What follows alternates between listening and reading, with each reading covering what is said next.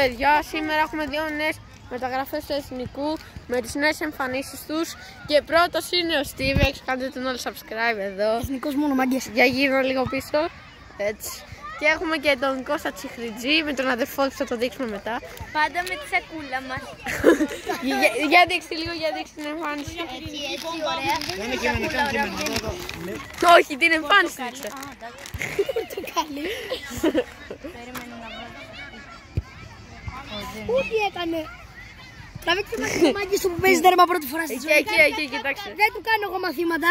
Εντάξει, δεν του κάνω εγώ μαθήματα. Έτσι. Νάτος. Τσιχριτζής. Κώστας 99. Κάτσε να σου βγάλω μια φωτογραφία. Να φαίνεται το TikTok εδώ. Για έλα σε βγάλω και εσένα. Με την εμφάνιση ρε μπρο. Έλα. Έλα.